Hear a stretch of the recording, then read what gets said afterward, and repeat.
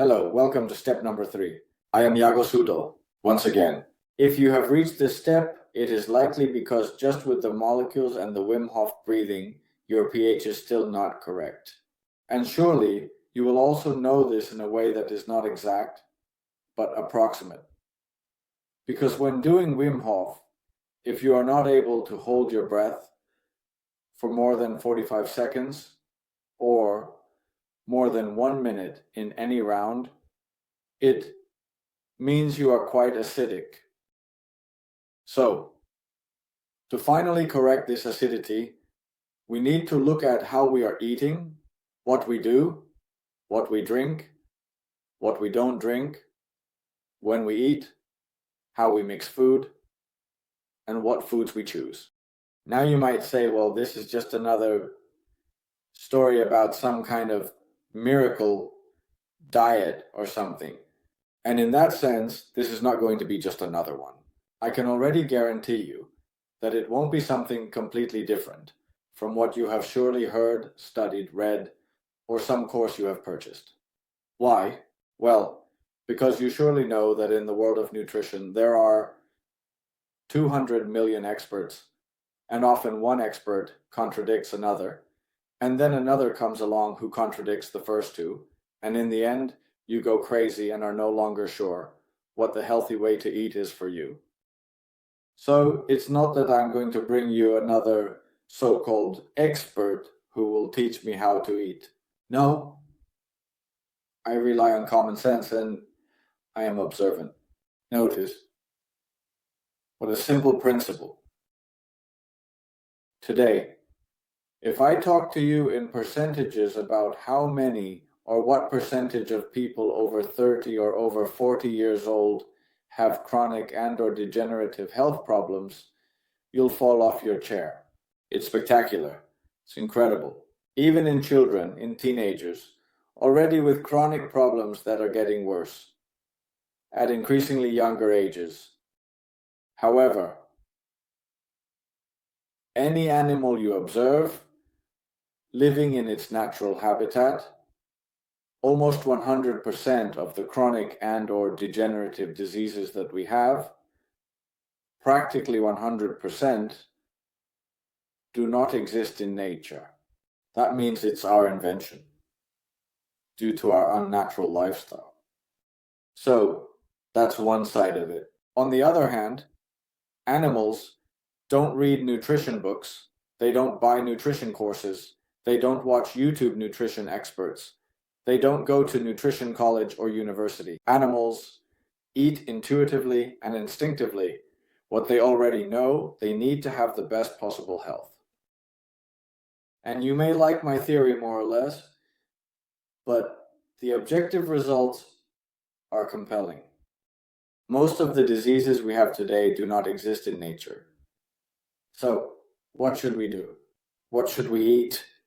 Let's observe how these natural principles work in animals that have digestive systems more similar to ours, to really learn how we should eat.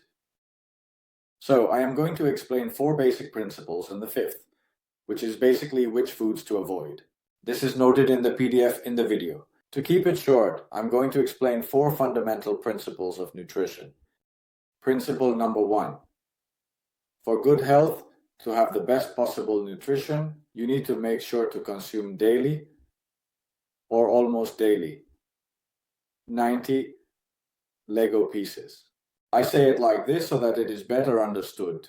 You have to give your body 90 different Lego pieces, so that your body, with those 90 different pieces, is capable of making more than 10,000 different figures to keep you in good health.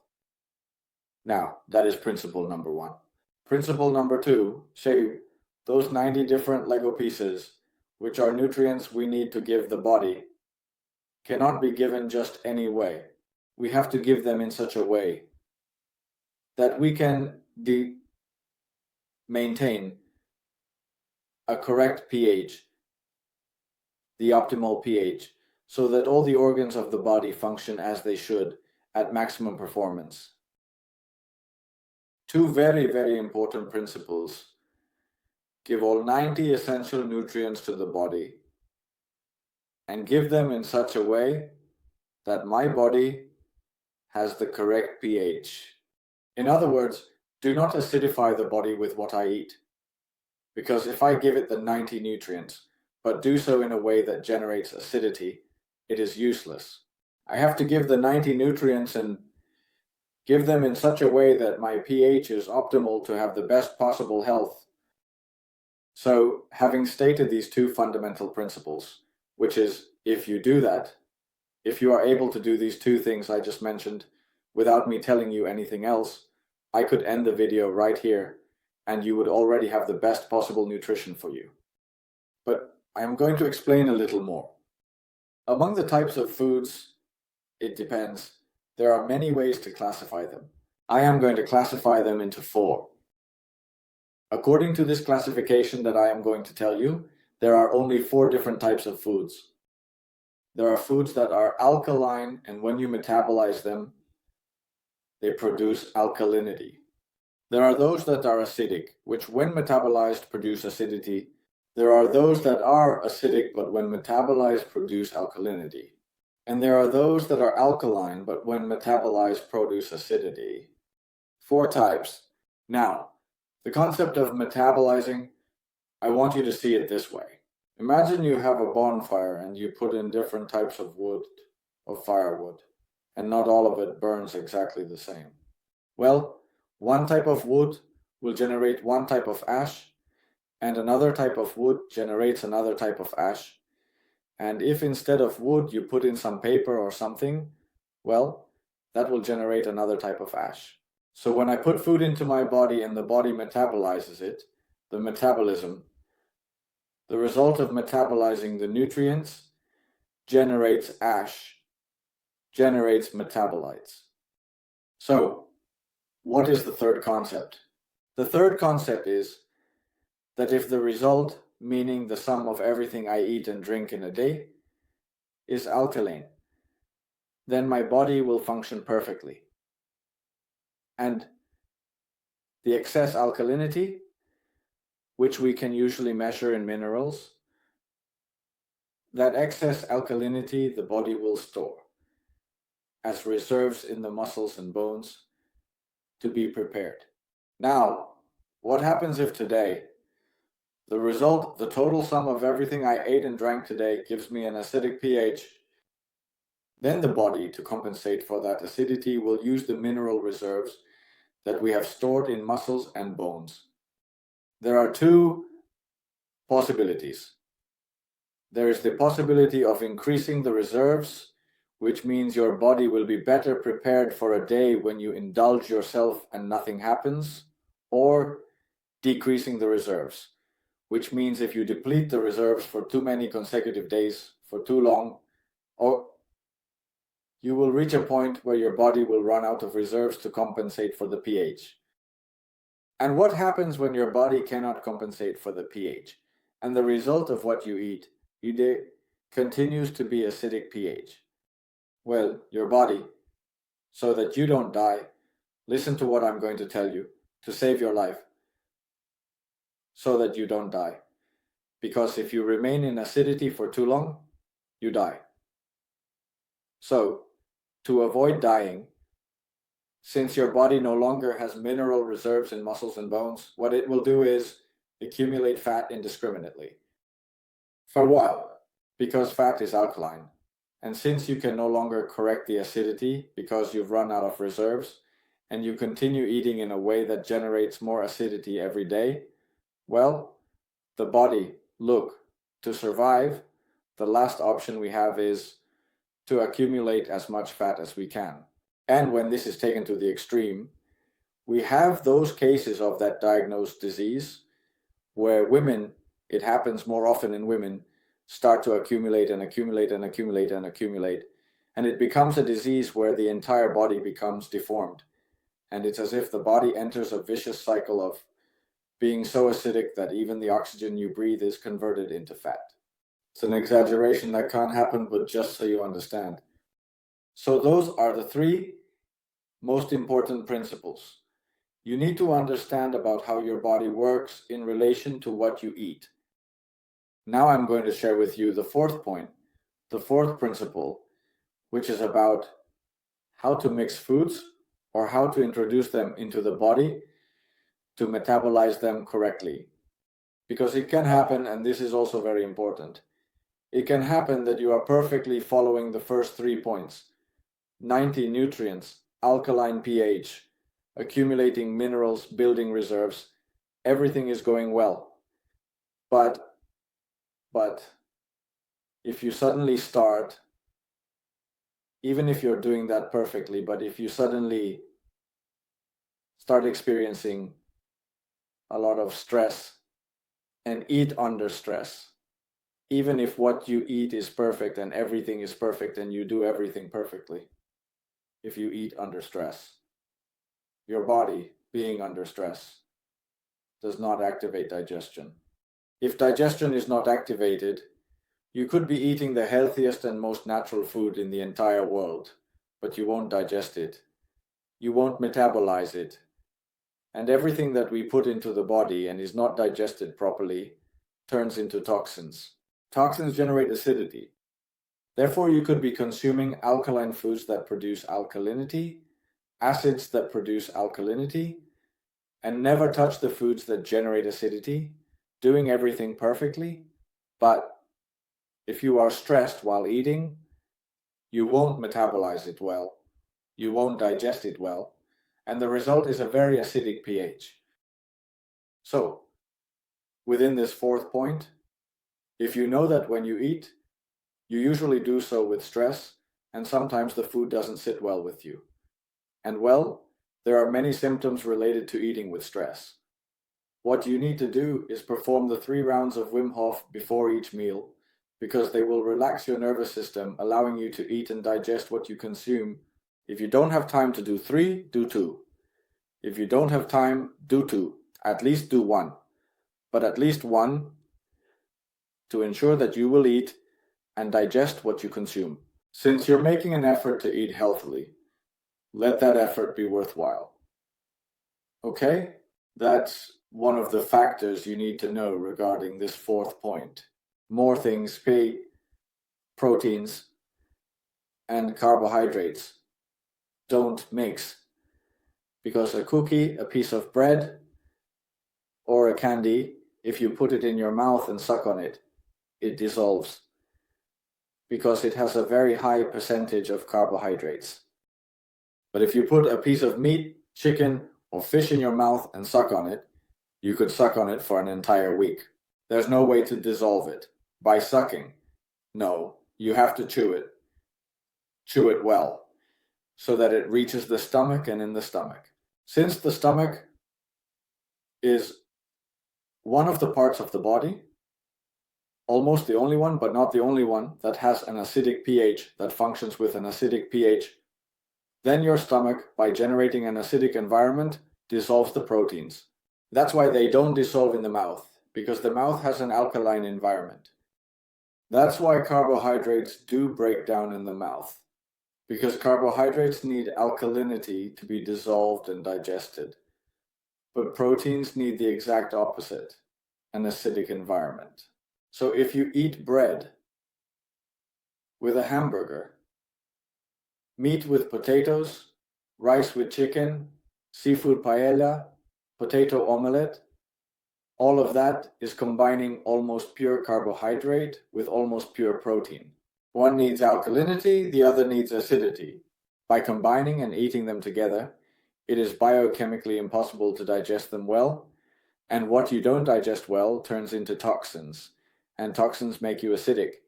And if you're acidic, you don't heal, you don't have good health. So never eat proteins with carbohydrates, never. Now, then there's the issue of people saying you have to be vegetarian, you have to be vegan, this and that. Not at all. We return to nature.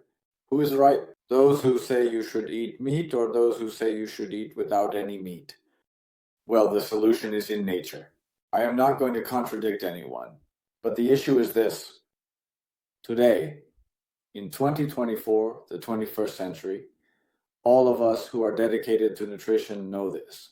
We all know, or vegetarians know, vegans know, that if a person is a pure vegetarian or a pure vegan, they need to supplement with vitamin B, because if you only eat vegetables, it's impossible to have enough vitamin B and your nervous system will fail. Now, vegetarians and vegans say that with that, it's perfect and they don't need meat to be healthy. Okay, let's go back a bit in time to when we were hunter-gatherers and there were no supplements, neither B nor anything else. If our ancestors hadn't eaten any meat, neither you nor I would be here. Today, the human race would have been that simple. Therefore, nature tells us that we should indeed consume meat, chicken, and fish. Obviously, buy the best quality meat, chicken, and fish you can, but it's better to consume protein of not so high quality than to consume nothing at all. The body needs that protein. And it's also true that it's not good to eat meat, chicken, or fish every day. It's not good. Now, when you eat meat, chicken, or fish 2 or 3 times a week, more than that is not good. Or once a week when you eat it, make sure to accompany the meat, chicken, or fish with raw green leaves. There are many types of green leaves. You need to take a raw green leaf and combine it, that is, make a salad. Why? Because animals that are 100% carnivorous, once again we look at nature, animals that are 100% carnivorous when they fill up on meat, they then eat raw green leaves, they eat grass. So, you are not 100% carnivorous, therefore every time you eat meat, chicken, or fish, you need to accompany it with raw green leaves. Moreover, 75% of what you eat should be fruits, vegetables, greens, nuts. 75% of what you eat should be raw. If eating such a high percentage of raw food causes you discomfort, inflammation, gas, and so on, that is a symptom that you are very acidic. And in such an acidic environment as the one you have at this moment, your body is not capable of producing the necessary enzymes to metabolize those raw foods. So if you are in this situation, start consuming 75% of fruits, vegetables, greens, nuts, and especially green leaves. Try to boil or steam them so that your body gradually recovers the correct pH level, so that after achieving a better pH, your body can produce the necessary enzymes, allowing you to consume those raw foods without any discomfort. You need to regulate yourself from cooked to raw, based on how you feel as you go along. Regarding hydration, it's very important. A minimum of 2 liters of water per day for an adult. At least 2 liters of water per day. And that water, obviously, should be of the best quality you can find. Add the minerals listed in the PDF to that water because they are the best minerals in the world. Your body doesn't function without minerals. In fact, out of the 90 essential nutrients, 60, notice the percentage, 60 are minerals. So if you have seawater that you've already purchased, use your seawater. If you have Ormus, use your Ormus. But once you've used up your seawater or your Ormus, buy these minerals I'm telling you about because they will be cheaper and more potent than Ormus and seawater. And the last point I have to explain to you is related to intermittent fasting. Now, a side note, if you ever want to fast to enhance your results, my advice is that without the supervision of any professional, you can fast for a maximum of 3 days, at most. The fast can be total, or it can be just from solid foods. My advice is that if you want to fast, do it with redox molecules and water with minerals, exclusively. For 1, 2, or 3 days, you take redox molecules and water with minerals, but not more than 3 days. Having said that, let's move on to intermittent fasting. 12 hours, 16, 18, I skip breakfast, I skip dinner. What is better? Once again, the answer lies in nature. What should we do to do it right? In nature, there are certain times of the day when living beings eat. In nature, there are two types of beings: those who eat during the day and those who eat at night. Humans are among those who eat during the day. So what does that mean? It means that if you consume solid foods, when you see there is no more sunlight outside, you will intoxicate yourself. You will acidify. Why? Because when there is no sunlight outside, your body, your nervous system starts to produce melatonin. And when we produce melatonin, the body conserves energy in all biological and biochemical processes to use all that saved energy to regenerate, detoxify, and heal. One of the processes that consumes the most energy in our daily activities is digestion. Therefore, when I start producing melatonin due to an external ulcer, my body begins to shut down the digestive system. This means that while it is adapting to the production of melatonin, if I consume solid food, I won't digest it well, and it will intoxicate and acidify me. Therefore, no solid food is consumed unless there is sunlight outside.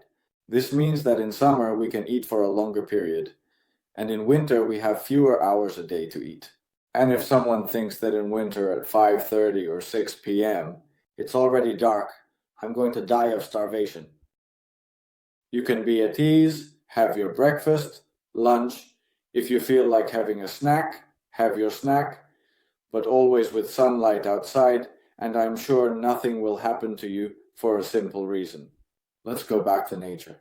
A bear is an animal that has about 10 times more strength than a human being, has nutritional requirements about 10 times larger, more imposing.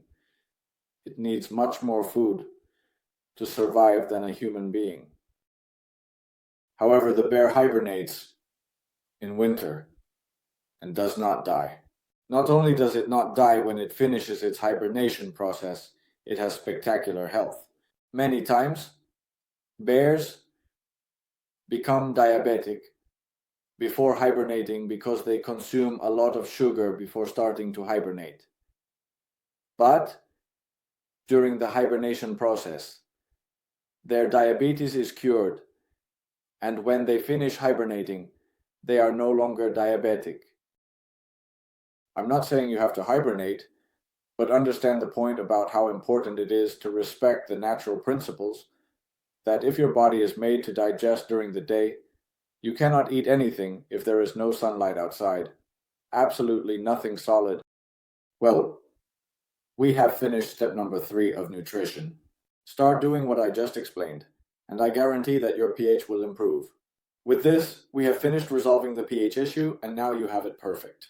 Keep doing the breathing exercises, consuming the redox, and maintaining your diet changes, because if you continue doing that every day with that balanced pH, you are guaranteed that your health will only get better, better, better, better, better, and who knows how high it will go.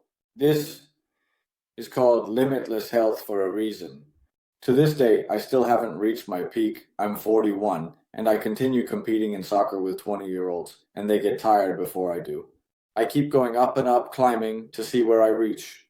So, there is no limit. Let's see where you get, let's see where I get, and let's do our best. But if, with this step number 3, your pH is still not perfectly balanced, my advice is, let's look at step 4, which has to do with proper sun exposure and grounding. I'll see you in the next video.